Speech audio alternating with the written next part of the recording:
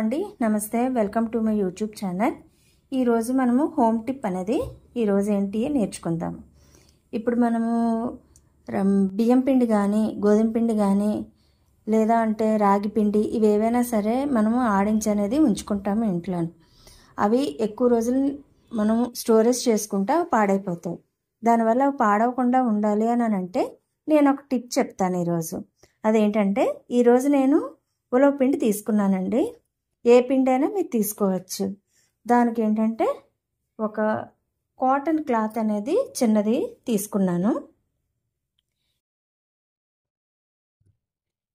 Cotton cloth కానీ లేకపోతే tissue paper అయినా తీసుకోవచ్చు।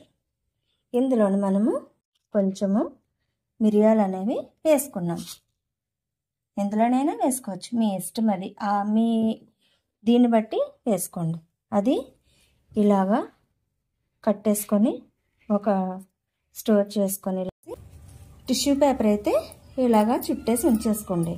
అదే కాటన్ క్లాత్లో కానీ మీరు వేసుకునేటట్టయితే అది ఊడిపోతుంది కనుక మనము ఇలా స్టోరేజ్ చేసుకొని ఒక మూటలా తయారు చేసి దీనికి ఒక బ్యాండ్ కానీ దారం కానీ చుట్టేసి దీన్ని తీసుకొచ్చి ఈ క్లాత్ని మనము ఇలాగా లాస్ట్లోని మనము ఇలా పెట్టేసి ఉంచేసుకుంటే మీకు చాలా రోజులు అంటే 1 or 2 months దాకా మీకు పురుగు పట్టడం కానీ ఉండలు కట్టినట్టుగా కానీ ఉండకుండా బాగుంటుందండి పిండి।